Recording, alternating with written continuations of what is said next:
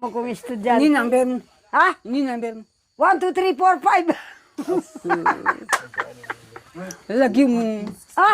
Lagyo ko. Aba? Gusto na, kinuha na yung number ni Mami T. Mukhang may mararating. Niya ang aking katao. Kaya sinta manalig niya buksan.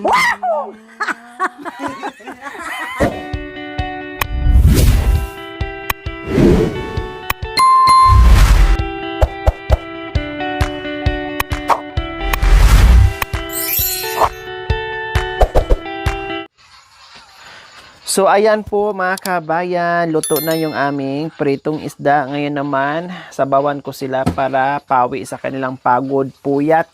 I-adobo ko sana mga kabayan, kailang wala. So magsabaw na lang ako para makahigop sila ng bongge. Mabusog. Masarapan sa higop ng sabaw. So gisak ko lang siya ng konti. Parang inabraw. Yung iba nga pakuluan lang eh. Kuitan ako. Ops. Tama na.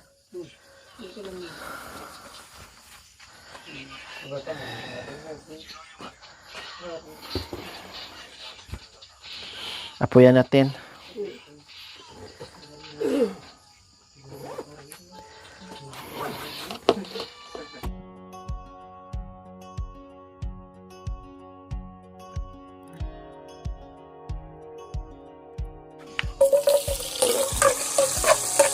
Isa muna natin ang bawang.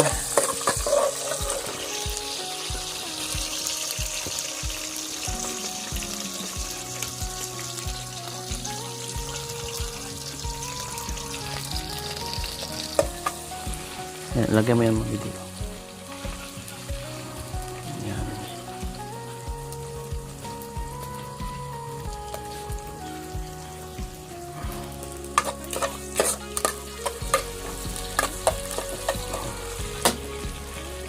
Tatay Romy. Paninta.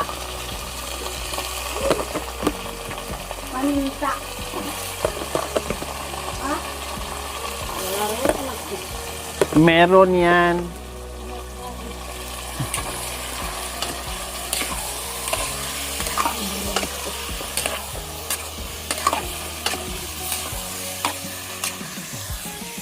So ayan po mga kabayan, ginabi na naman po tayo, di talaga natin maiwasan, no? Hindi talaga natin hawak yung oras mga kabayan, talaga may mga times na inaabot tayo ng alas 10 o alas 12 or umaga na dito sa kabundukan mga kabayan, may mga ganun talagang pagkakataon, no? Kaya talagang kasama po yan sa mission natin. Kasama po yan sa mission. Okay lang magabi mga kabayan. Basta yung hindi masyadong malayo at yung nasa bahay lang, nagluluto lang, kumakain lang, yung ganun. Hindi yung nagabihan ka sa paglalakbay no, na hindi mo alam yung mga nilalakaran mo. Ito okay lang, safe ka kasi gabi. Pero nandito ka naman sa bahay, nagluluto ka lang. So kailangan ko kasi lutuan mga kabayan. Sabi ko nga dapat sila na magluto. Ulis na kami. Nawa naman ako sa mga itsura nila. Kasi si Tatay Romy pagod. Lalo na si Bentot pagod. Si Marion wala dito. So wala akong maasahan. Baka mamaya sa pagod ni Bentot, no? Ni Tatay Romy, makalimutan or hindi maluto ng maayos. Hindi sila makakain ng maayos. Kaya sabi ko, or kinain ng aso, kundi wala na. Kundi sabi ko, sige Mami D, tayo na lang ang haharap. Lutuin na lang natin bago tayo aalis. Kaya, eto, gabihin na naman tayo.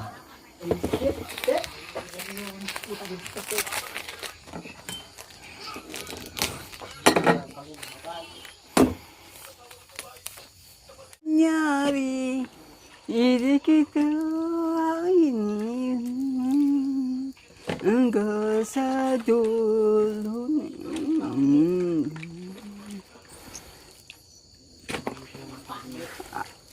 ang paglalabang ko, hindi kita iniwan. Hanggang sa dulo ng mundo. Ano ba na nangyari? Hindi kita ingin hanggang sa dulo ng mundo. Ikaw po singsing, merong niyang timpukan, amang nakikik, ganito'y ibatan, sa kangken sinilip, de wala yayiki, na inuyagay, isuka nilut, susak daking bang, Daboning langit, di ko ka malaya, nanginuyagin, ganito'y batin. Kita nagtatampo, nagsasalawan.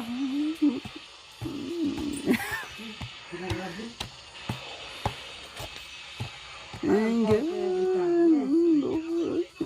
ko.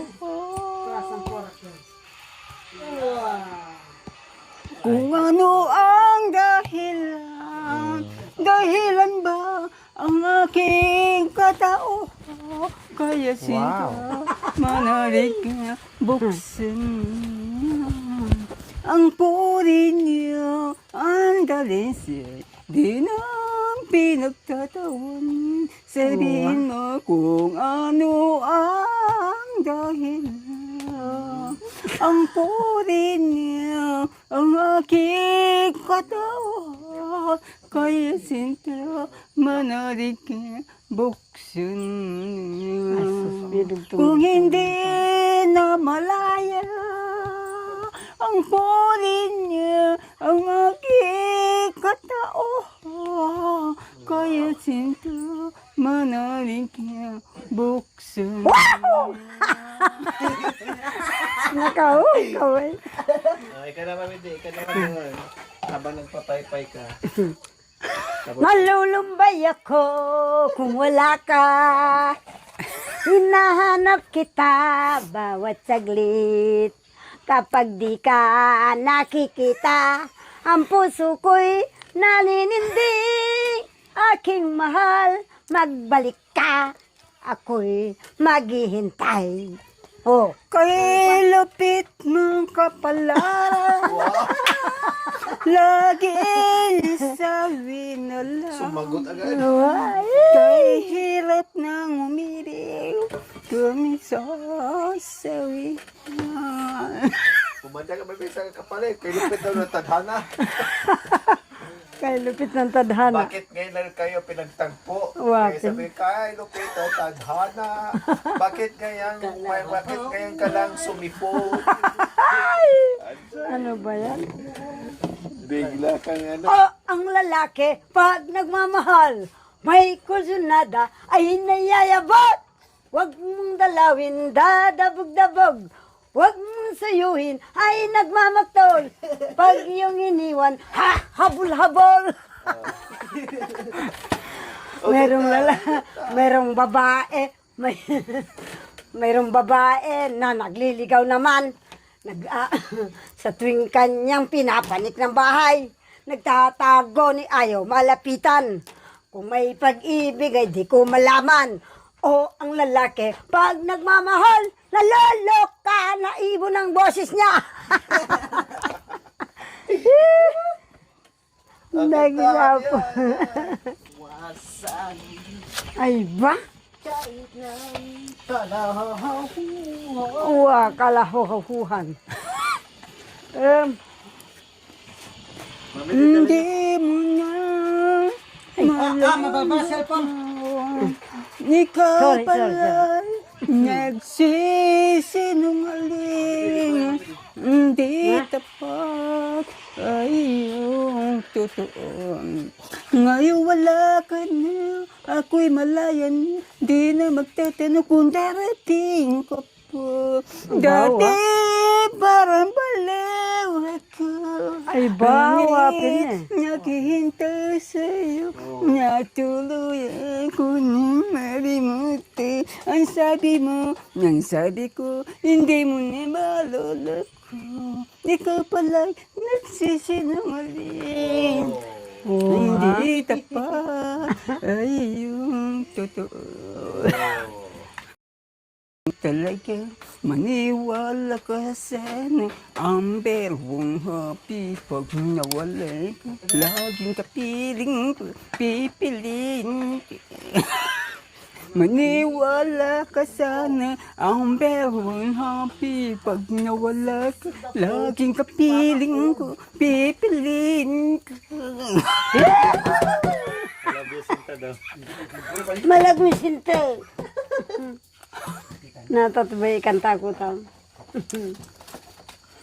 Malilimutan mo pa ba aking mahal ang maligayang araw nating nagdaan habang ako'y nag-iisang nalulumbay. Ang ala-ala ay ikaw, kaya wala nang nanabi sa dibdib ko, kundi ang ala-ala ng pag-ibig mo. Ay, kunabaro. Ang nagtampong pag-ibig mo'y di ko batid, kung minsan pang nagbabalik, kaya wala nang nanabi sa dibdib ko, kundi ang ala-ala ng pag-ibig mo. Hindi ko na alam ang kadugtong ta. Ano ba yan? Wag mo sanang limutin, uy, tanam, na mahal pa kita, kahit na ikaw ay sa piling ng iba. Di kita malilimot ngayon at kailanman, kahit puso'y salawahan aking hirang. Bakit mo ako inibig? Bakit mo minahal ngayon at ikaw lang ang tangi kong mahal? Matasyo, huwag mo sanang limutin na mahal pa kita, kahit na ikaw ay sa piling ng iba. Di kita malilimot ngayon at kailanman, kahit puso'y salawahan aking hirang. Bakit mo ako inibig? Bakit mo minahal ngayon at ikaw lang ang tangi kong mahal? Buti lang, Oh, ito na. mo dahil binidyohan ka ni Mami ni Oo, Tatay Romy. sa kanya sana pili dito. Oh. Kunin mo rin yung sayo, bidyohan mo rin siya. Dito na. Para oh, tinan mo. Para meron ka rin nakumanta siya, bidyohan mo rin. Woohoo! Diba? Galing. At ati ba itakanta ka na yun, no? Mo kong estudyante. Ini number mo. Ha? Ini number mo. 1, 2, 3, 4, 5. Lagi mo. Lagyan ko. Aba? Gusto na, kinuha na yung number ni Mami D. Mukhang may mararating. Ay, Kinilig si ako. Mami D. Mukhang may mararating. Bigay mo. Ikaw naman. Senyorita. ka na. Senyorita. Saan Kuting yung yan? cellphone mo? Alala Kunin mo mo. nga ang pangalan mo, pilido. Auntie. Pilito. Pilido ko. Mesando. Oh. Oh. Wow, nano. Kunin number, hinihingi mo nga. Ano mo? Ni. Ano number? Mm.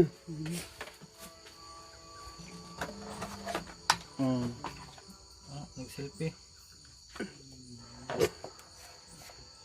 Aba, nag-selfie pa man Oo, na kababayan. O sige. Selfie daw. Oh. Ito na, number. Mm.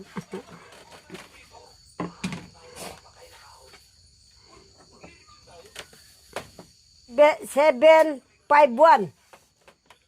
Wah. Ano na malagay? 0920.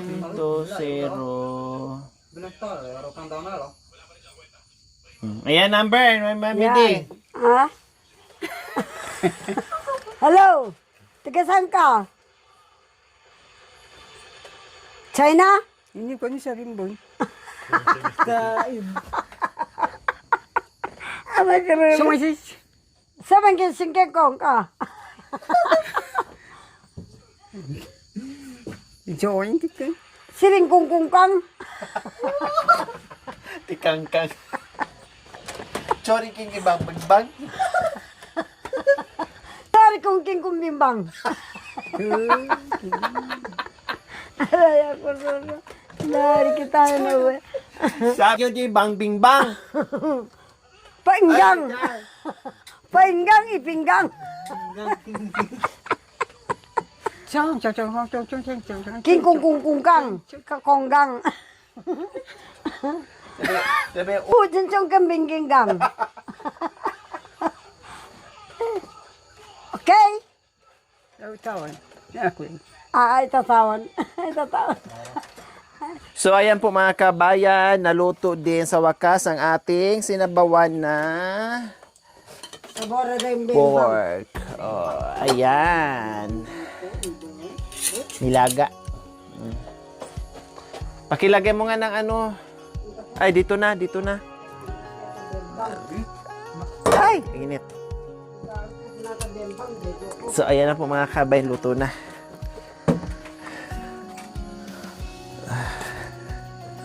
Sandukan ko na sila. Ano po? Ito. Hindi naman marami ka na anak kong yan. Yung kanin po nila, mamiti. May mga itim naman sila.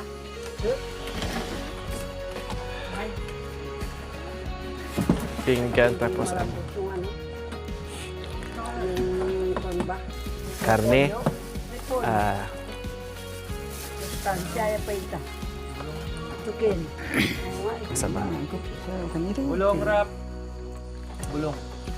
Bulong na, kain na, kasi gabi na. At lumalamig na. Alin? Ikaw na. Isa din.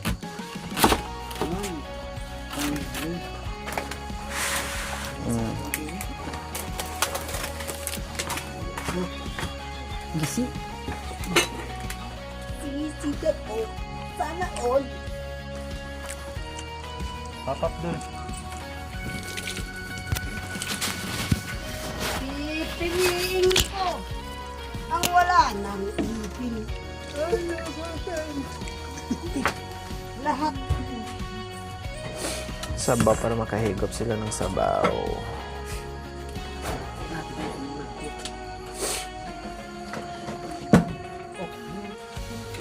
Hingi pa ako isa.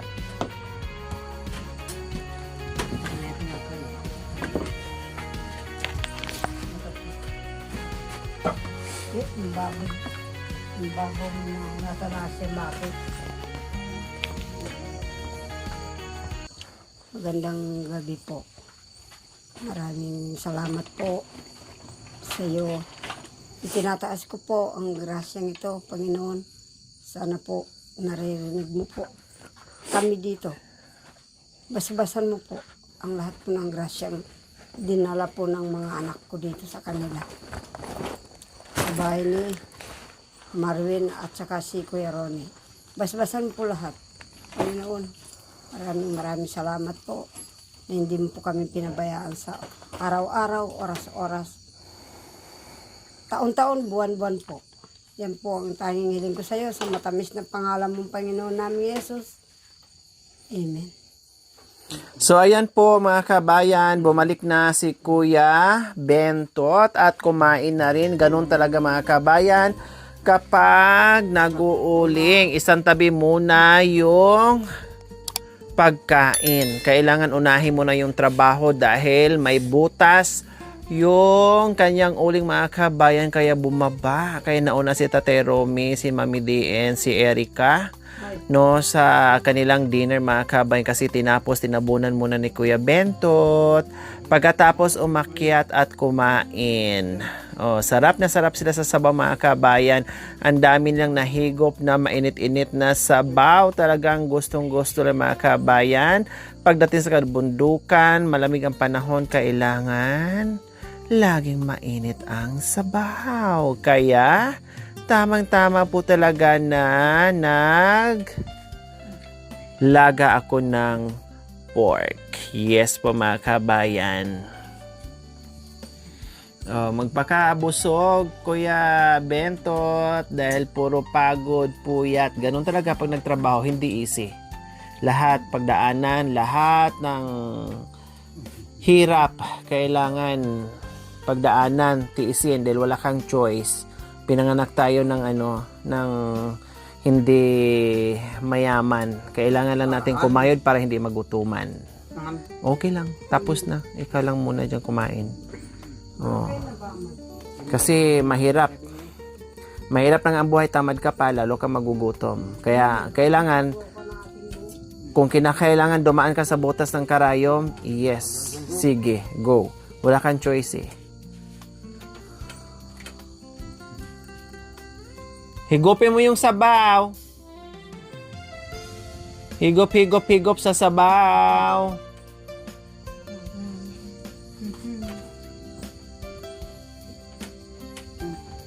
Ayan. Gusto kasi yung mga kabing gulay. Ganyan siya.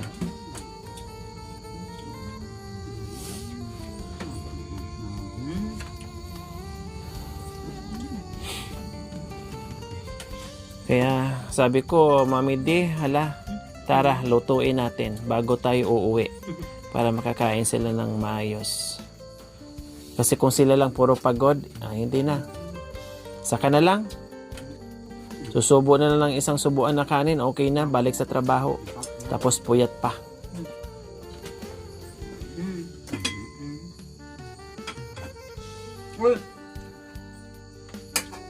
Anak ko. Baka na boy. Mata boy.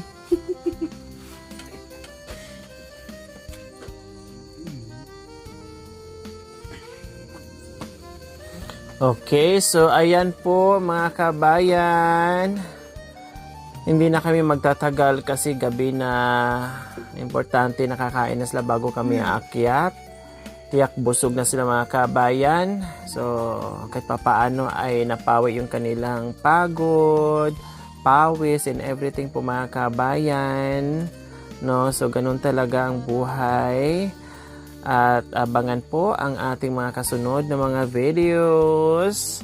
Maraming salamat po. See you next episode. We love you all. God bless us all. Bye! Mwah! Naiwan na naman silang tahimik na sila lang mga kabayan. Na minsan or bihiraan sila nag-uusap kahit iisa ang bubong, iisa ang tirahan. Naku, lalong-lalo na nagkanya-kanya sila ng kwarto. Madalang na sila nag-uusap. Nagiging maingay lang po sila mga kabayan kapag nandyan ang team. Lalabas ang kakulitan nila.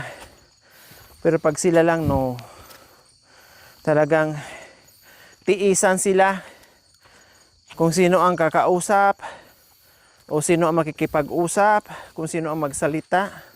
Alam mo yun, daig pa nila yung mga ibon. Buti pa yung ibon, humuhuni.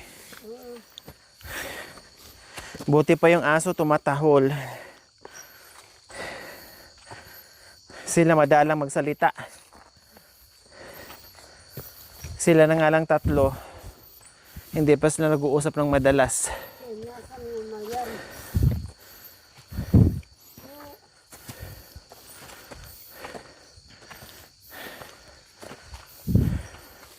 So si Erap naman po mga kabayan, walang problema. Kasi yung tatay niya, alam mo, lumapit sa akin yan. Dahil nalaman ng tatay niya na sumasama sa amin at binibigyan. At nakakatuwa kasi yung binibigay kay Erap, binibigay din sa tatay niya. Buo. Halimbawa, bigyan ko ng 500. Sabi niya, Madam, kayo po ba nagbigay kay Erap na tigpa 500? Sabi ko, opo. Kayo ba ang sinasamahan niya? Sabi ko, opo. Sabi niya, nagpasalamat sa akin mga kabayan. Kasi ganun pa man si Erap, pero marunong magbigay sa tatay niya. At wala pa dong bawas mga kabayan, buo. Nakadalawang 500 na. O tama. Kasi dalawang beses ko yan siya nabigyan ng 500, tapos isang 300, tapos 200, 100. Kahit minsan nawala siyang, hindi siya kasama sa misyon, wala siyang buhat. Pag nakita lang namin dyan, binibigyan namin ng merienda or 100 pang merienda niya mga kabayan. So ganyan ang ginagawa namin. Ngayon, hindi worried kasi kahit gabihin siya, alam na ng tatay niya na kami ang kasama, no, panatag. Kasi sabi ng tatay niya, di ba Mami Din, narinig niyo po na sobra-sobra yung pasasalamat niya na sinasama natin si Erika sa mission natin. Si Kuya Erap. Oh, mabait. Marunong magbigay sa hanap buhay niya. Walang bisyo, walang barkada. No, ang kalaro niya yung mga bata. Hindi kalaro, wala siyang kalaro na kasing edad niya. Ang mga sinasama niya yung mga bata. Hindi siya nakikipagbarkada kung saan-saan. Tapos hindi rin siya nagiinom, walang bisyo. Kain lang. Lakad sa bundok. Then lakad-lakad sa bundok, ng ibon. Minsan, gabi na kami dyan sa itaas, bigla siyang sisipot. Bigla siyang sisipot mga kabayan. Then pag si Habi lang doon, alam na ni Habi, bibigyan siya ng 100, 200 or merienda. Kung anong maiabot, ni Habi doon binibigyan siya.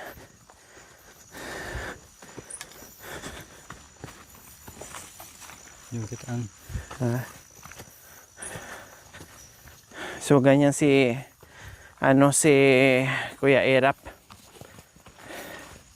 Sa yung sinasama natin sa kay Tatay Okra.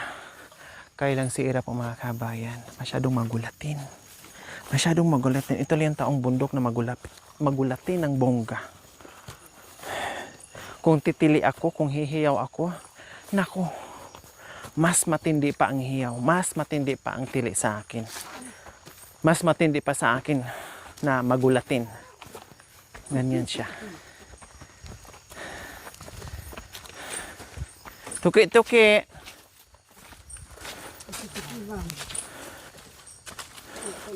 Tite.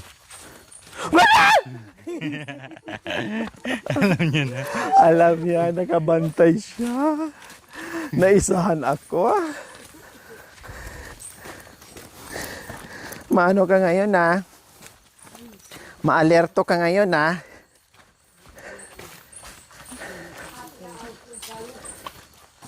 Naisahan mo ako Busog siya, tapos ngayon, siyempre bibigyan ko yan siya. Tapos pinadalang ko rin ng ulam. 3 piraso para pag-uwi niya ay bibigyan niya ang tatay niya. 'Di ba? Kasi siya busog na, masarap ang ulam niya. Siyempre kawawa naman yung tatay niya. Hindi ko alam kung sino kasama pa na sa bahay. Kaya sabi ko ni Makoy, kuhaan mo ng 3 piraso, total 2 kilo yun. Marami yung isda ni Tatay Romy. Kuhaan mo ng 3 piraso, ipauwi mo ni Erap para pag-uwi niya, kung yung ang tatay niya hindi pa na nakakain, so may dala-dala siyang ulam, makakain. Kasi siya busog, masarap ang ulam niya. Kasi nakakatuwa marunong magbigay. Lahat ng natatanggap niya na pera ay binibigyan niya sa tatay niya. Ang tatay naman niya, sabi niya, ginagamit sa tamang gamit tulad ng pagkain daw ang binibili, hindi kung ano-ano. So, very good.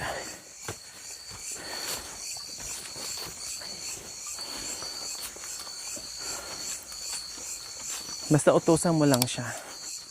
Mabilis, utusan mo lang, i-guide mo lang. Ganyan sila. No problem kay Erica. Pag Erap ang itawag mo, hindi siya sasagot. Gusto niya Erica talaga. Erap! Erica! Oh. Sabi ko sa inyo pag Erap, ayaw niya, kalimutan niya, binaon niya kaagad. Oh. Erap! Erap! Oh. Erica! Erica! Oh. Sabi ko sa inyo bahala na kayo magkomento. OMG.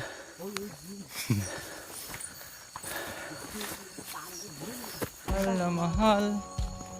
Ewan ko po sinong tinatawagan niya. Madam, ito pong taong dapat tulungan. Ay, siguro. Kung ako'y mag-aasawa, Pipiliin ko mag-asawa na ang anak ng bombero.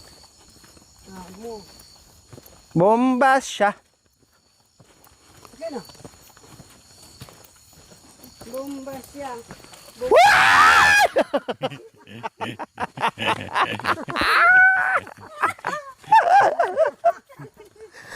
Sabi ko sa iyo, mas malakas pang tumili sa akin. pag nagulat, malakas pang tumili sa akin Diyos ko po. Diyos ko po. Diyos ko po.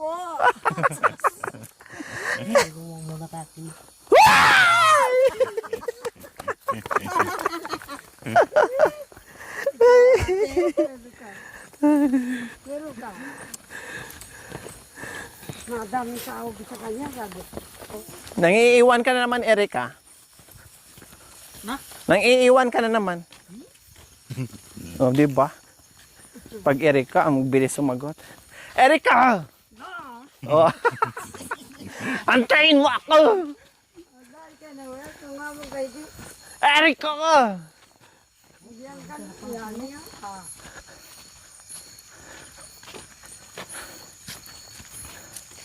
Die! Ano ba yan?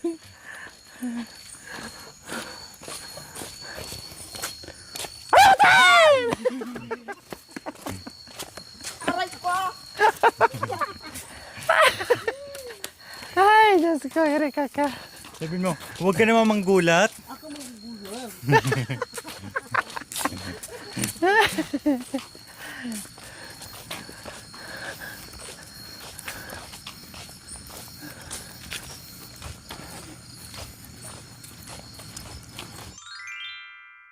Thank you for watching. Don't forget to like, share, and subscribe.